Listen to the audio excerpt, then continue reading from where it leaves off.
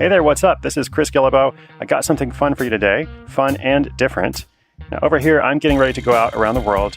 I'm heading to South Asia and beyond, so it's a busy day for me. But more importantly for you, today we have our second extended cut. Now, if you're new, or also because it's been 30 episodes since we did the first one, this episode is a very different format. So I like the short format of the show. I know a lot of you do too. But a few people have also asked for some more in-depth explanation about some things. So in this episode, which we call Extended Cut, and other occasional ones like this, which will happen about once a month, we'll look at one of those specific topics in more detail. So you may want to save this episode so you can come back to it later because there's a lot of information in it. And by the way, what you'll learn today has been directly influenced by your input. I'm learning as I go along, just like you. And I noticed in the first few Side Hustle School workshops I did, I would make a few comments about websites and platforms like Upwork, Fiverr, Etsy, and I would just kind of go on. But I noticed that everyone was taking lots of notes. And then in the follow-up questions, people would go back to them. So I realized this is something that a lot of you want to know more about. So today I'm going to talk about starter ideas and starter platforms.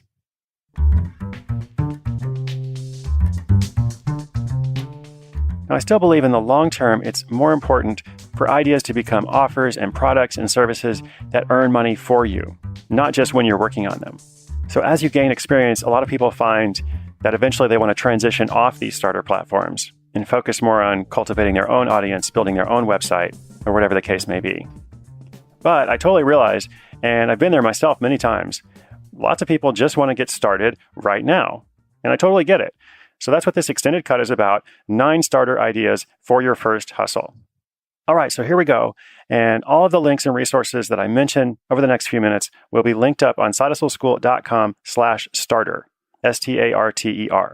And I'll also try to keep this page updated, so if something changes, which it probably will, you can find the current info there. And we're going to break these platforms and ideas down into 4 categories: providing a service, selling products or other items, offering teaching, tutoring, or some kind of advice, and design in the arts.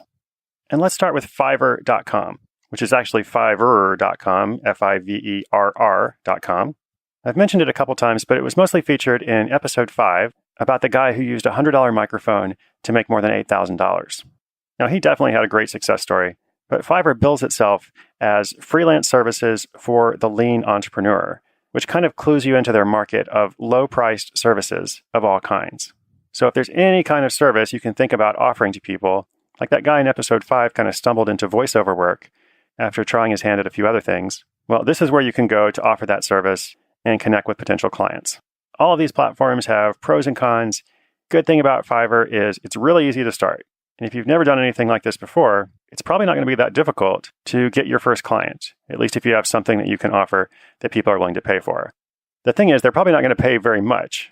Now, the site takes its name because a lot of the services offered begin their price at just $5. Now, there is a way to do some upsells and add-ons, but the point is it's kind of almost baked into the ecosystem of Fiverr that everything is really cheap. So totally fine to explore. And as I said, some people can be very successful with it, but I really do think of it as a starter platform for most people who can hopefully graduate eventually to something else. Now next, let's talk about Upwork.com. Upwork.com is kind of like Fiverr, but without the $5 price.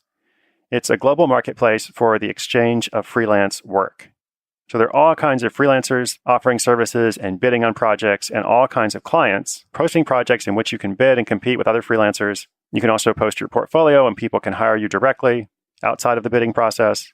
And this network tends to focus on more technical skills such as web development, other programming, graphic design, but also accounting, writing, even things like customer service and being a virtual assistant. So there are listings and opportunities at a variety of skill levels. And as I said, overall, it has a much higher average price point than a network like Fiverr. At the same time, you're going to experience higher competition with people from all over the world, including lots of folks in countries who are able to provide advantageous pricing compared to typical rates earned in North America or Europe. But again, some people are able to do well here. Some people are actually able to create a whole career out of listings on Upwork. But more commonly, it will be something that you experiment with as you go on to something else. Now, if you visit their site, be sure to select Become a Freelancer in the upper right corner, since most of their marketing is directed to people wanting to pay for services. And the same is true with a lot of these platforms that I'll talk about.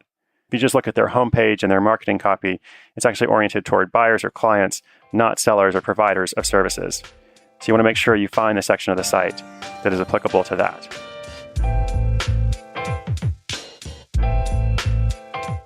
Next, let's talk about Amazon.com, specifically about being a seller on Amazon.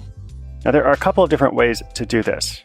Last week, we talked about a program called Fulfilled by Amazon, as well as a new one called Merch by Amazon. If you go back to episode 19, it was a very popular story about a guy named Trevor, who's a government analyst and runs a 6-figure side hustle in addition to his job that's focused entirely on buying and reselling products using Fulfilled by Amazon.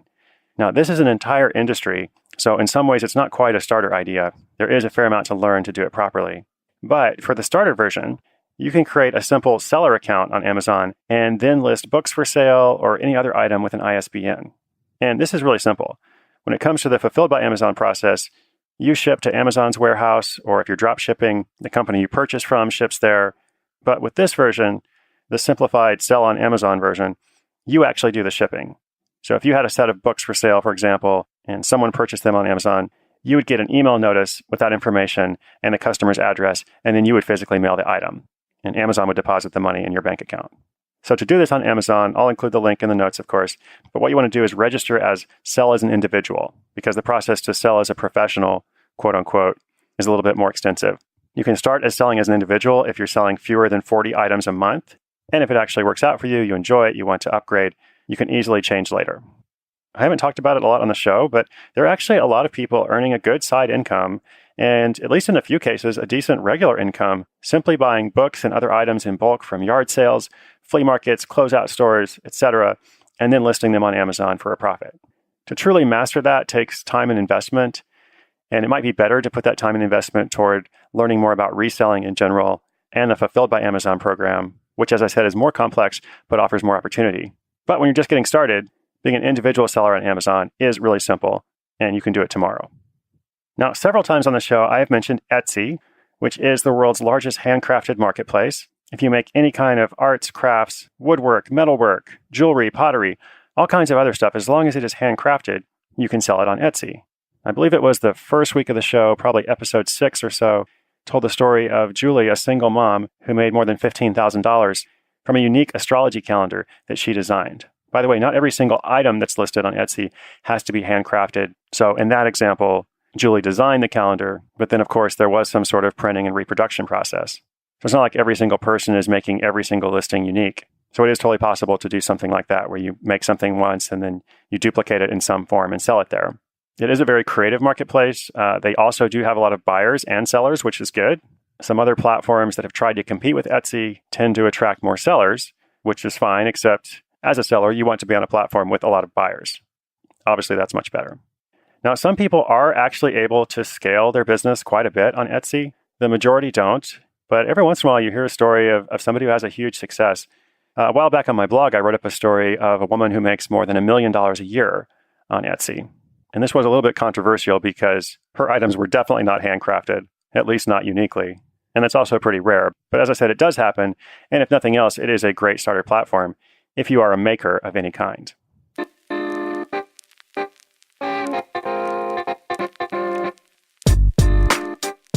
All right, so let's transition a bit and talk about teaching, tutoring, communicating information, sharing knowledge, anything you do that takes something you know about and helps other people acquire the same information.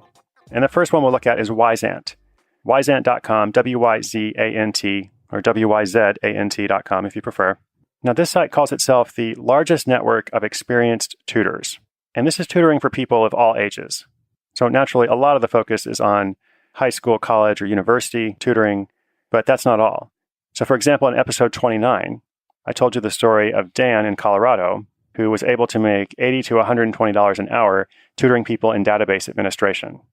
That was something he had a background in. It's what he did for his work. And it was a skill that a lot of people lacked, but they needed to have it in professional settings. So it was very valuable to them. And Dan actually used that tutoring as a lead generation tool for something even more profitable, which was helping those companies or organizations that his students came from actually help set up those databases himself.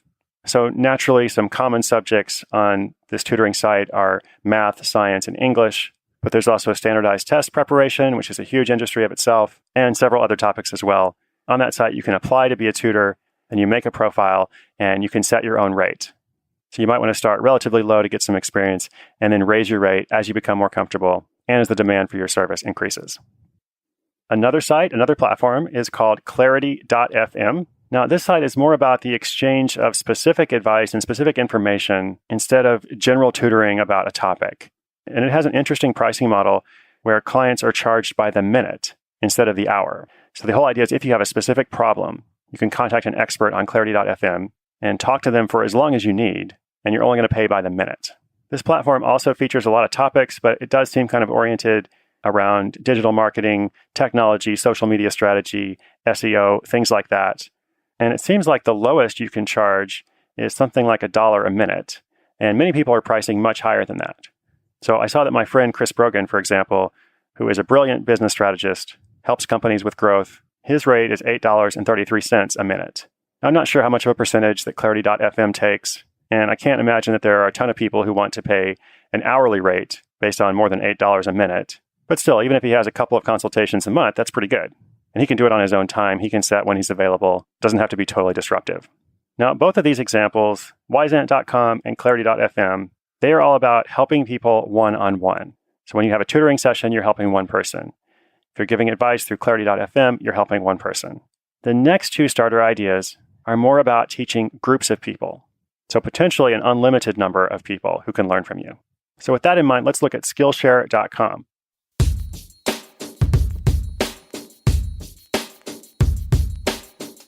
Now, Skillshare is a new partner of the show, so you might hear their ads at some point. But in the ads, I usually talk about their service as a user or learner and all the different things you can learn on Skillshare, which is awesome, but you can also apply to teach with Skillshare. Now, when I say apply, it's actually a very open, democratic platform. And there are some comparable sites like Creative Live and Udemy where it's kind of invitation only. But with Skillshare, they truly are democratizing this process so that anyone can teach a class. And if you go to their site and click Become a Teacher, you'll learn more about how it works. They say that their top instructors are earning $40,000 a year, which of course is not a bad starter hustle at all. But in some ways, I almost liked even more that they say their average is $3,000 a year, which is actually pretty good for something you create once and then earns for you long term. So the idea is that you're going to create a video-based training, usually around 30 to 40 minutes, broken up into some different modules or segments. And then when people register for that class, which they can do when they're members of Skillshare, you get paid a royalty. And their classes fall into a wide variety of topics, including design, photography, business, entrepreneurship, film, fashion, music, technology. So I know they're a partner of the show, but I always have editorial control, and I really do think there's a lot of possibility with this. So if you have teaching skills, I'd encourage you to check it out. Now, I also mentioned that Skillshare is video-based. Another service called Highbrow, which is gohighbrow.com, is all about written content. And it delivers courses through a series of daily emails. So with Skillshare, you might create 30 to 40 minutes of video content broken up into something like 7 to 10 modules. With Highbrow, you're going to create a series of written content broken up into something like 6 to 10 emails that are sent to people on consecutive days. So it's a very similar model, just with a different medium of teaching. And if you're a writer, you can write a course instead of recording it by video. And then when people sign up through the premium membership, you can earn royalties through it. You do have to apply to become a teacher, but like Skillshare, it's not highly competitive. It is different from some other platforms. They mostly want to make sure you have a good topic. You're going to see it through. It's not super relevant if you don't have a ton of followers or any other kind of existing social media success.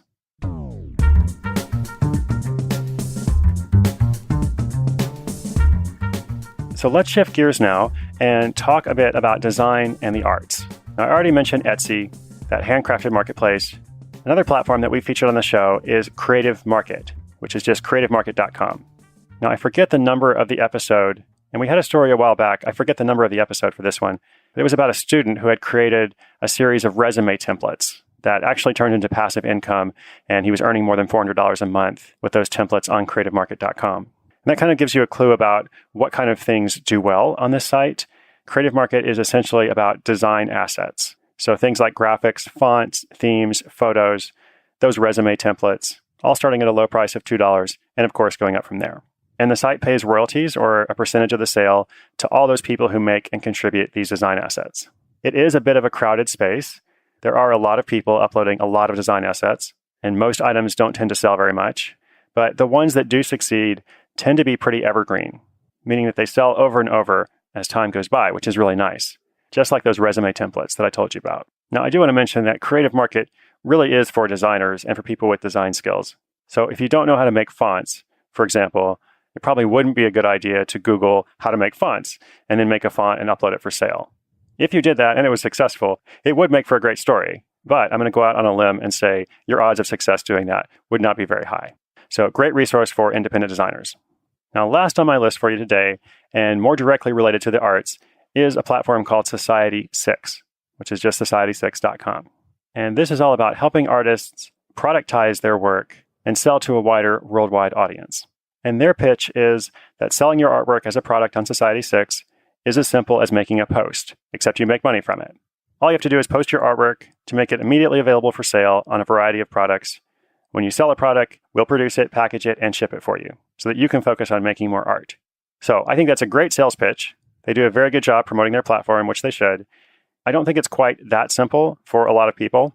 Again, I want to make sure I take you step by step through things and let you know the pros and cons. So the potential negative here with Society6 and a few other sites like it is one of great saturation and an extremely crowded market. So if you're an artist and you upload images of your work and then put it on mugs and t-shirts and iPhone cases, which is what Society6 will do for you, it's great because there's no risk. You're not actually paying for all those things to be printed and manufactured, but it is pretty surprising to have an immediate success doing that. It really doesn't happen magically, and much more common with these sites, you have to work for it, and you have to be the one that's driving traffic to your listings. In fact, that's where it tends to work really well. I have an episode coming up with an artist who's making an extra $1,000 a month from his Society6 channel. And so it's great for him because he's sending people there to buy those iPhone cases, which he has no interest in manufacturing and stocking and shipping himself. So if you're already selling artwork elsewhere, this is a great additional channel to sell different kinds of items. Now, I mentioned low risk. With pretty much all of these platforms, there's no long-term negative. If you try out one of these ideas and it doesn't work for you, well, all you've invested is the time, and you probably learned something along the way that you can apply to your next attempt or your next experience. So even though I think it's better in the long term to turn your ideas into assets, it's also true that these platforms really can play a positive role in your journey. And that's why I wanted to highlight them for you here. I'm also going to give you a few general tips that will apply regardless of which platform you're using and which idea you're pursuing. But first, I want to tell you what's not on the list. Now, there are some things I didn't include just because we didn't have time, and I'll link them up on sidehustleschool.com/starter. But I purposely did not include things like working for TaskRabbit, driving for Uber or Lyft or another rideshare service, or similar things that a lot of people consider to be side hustles. For the most part, I think those are part-time jobs. And there's nothing wrong with having a part-time job, but you're certainly not building any asset there. You may be getting a little bit of experience, but there's also very little creativity or room for interpretation or adaptation on your part. So that's why, in my opinion, I think you should aim higher. All right, so a few general tips. I'll go really quickly. If the platform you're using has a review system or a rating system, it's really important to establish a good rating for yourself right away. Nobody wants to buy from someone with no rating, or even worse, a mediocre rating. So as part of that, if you're providing a service on a site like Fiverr, Upwork, or something else, the first time or two you do it, you might want to charge less than you'd normally be comfortable with, just so you can quickly get experience and hopefully get a good review from it. Then as you go on, you can raise your price to a level you're more comfortable with.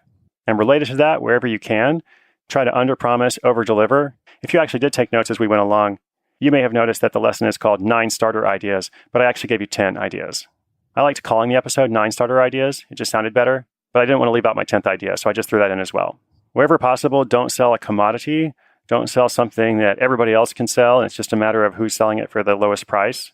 Having some kind of differentiation wherever possible really is critical, unless you legitimately do have a way of getting access to something at a lower price than everyone else does. And then you might be able to win the price war. But otherwise, the price war is usually one that you're going to lose, so it's best to just not play it at all. Whether it's a service or a product or something in the arts, specificity is much better than generality. Don't be a business coach. Don't be a life coach. Figure out how you can really and truly help people and get specific about what that service is, and base your offer from that. Your odds of success are going to be much higher.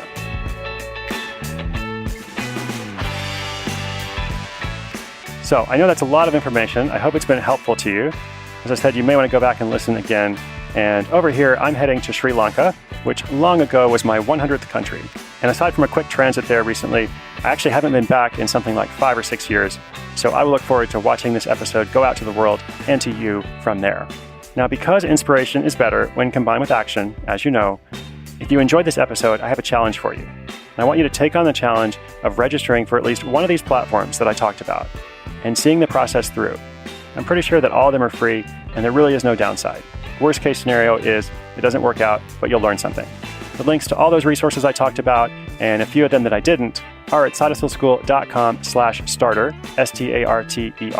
Be sure you check that out. You are the reason I make this show. Let me know what happens. I'll be cheering you on all along the way.